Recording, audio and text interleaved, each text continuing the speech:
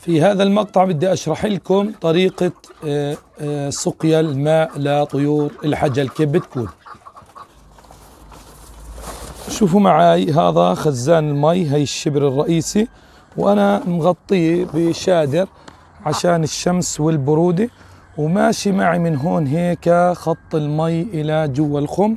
أوريكم الخطوة من جوا كيف بتكمل.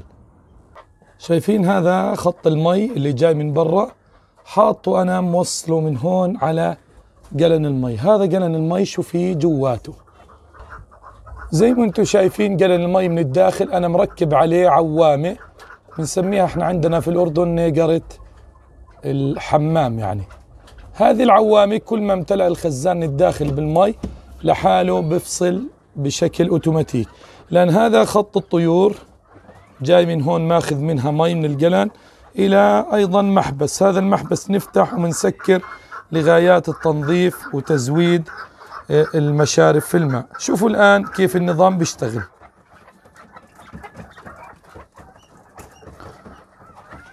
باجي أنا الآن طلعوا معاي المشارب هذه بهذا الشكل ما فيها مي. شوفوا الآن كيف حيتم تزويدها بشكل أوتوماتيكي كامل. نيجي بنقول بسم الله، فتحنا خط المي. الآن طلعوا كيف آلية التزويد بتتم.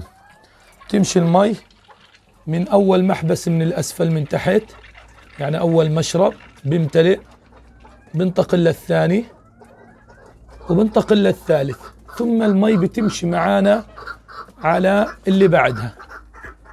الآن طلع هسه بيمتلئ بسكر بشكل أوتوماتيك، لأنه هاي اللي هنا عبارة عن كله أوتوماتيك، يعني محابس بس تمتلئ العوامة تغلق وبتعبي اللي فوق، تأخذ خطوط على شكل حرف اليو وبتشبكه بهذا الشكل. يعني طريقته سهلة، بوريك إياه أي شخص يعني بهذا الشكل.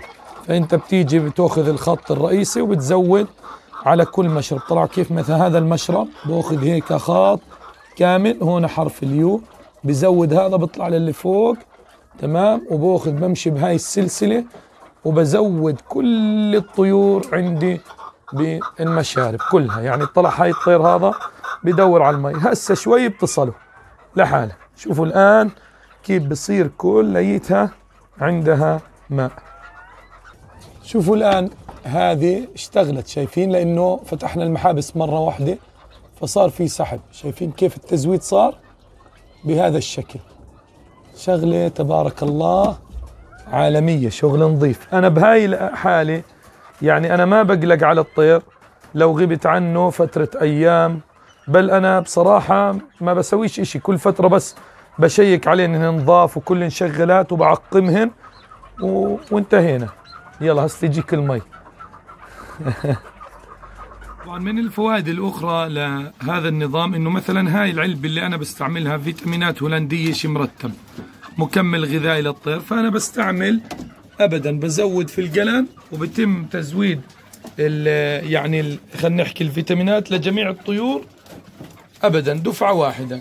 فأنت بالتالي تستطيع أن تضع على مثلا القلن هذا مثلا قدرته يعني الاستيعابية 20 لتر، فأنا بحط اللي مثلا هون 20 مل فيتامينات كل ما بدي، مثلا كل مثلا أسبوع مرة، كل أسبوعين مرة، بحيث إنه أنا الطيور هاي اللي تحت مثلا ما تصلها شمس بشكل جيد، فبكون عندي هان فيتامين د، فيتامين اي دي 3، مثلا عندي خصوبة راجعت، في عندي نسبة اي سيرينيوم، مثلا عندي طير بدي الريش يصير ممتاز وأفضل برضو باخذ فيتامينات.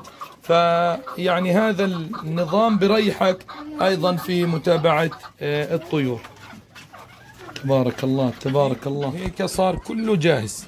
طلعوا كل المشارب دون استثناء وصلها المي بالتساوي، توزيع منتظم، وأبدا أمورهن تمام. بسم الله ما شاء الله لا قوة إلا بالله. تبارك الله.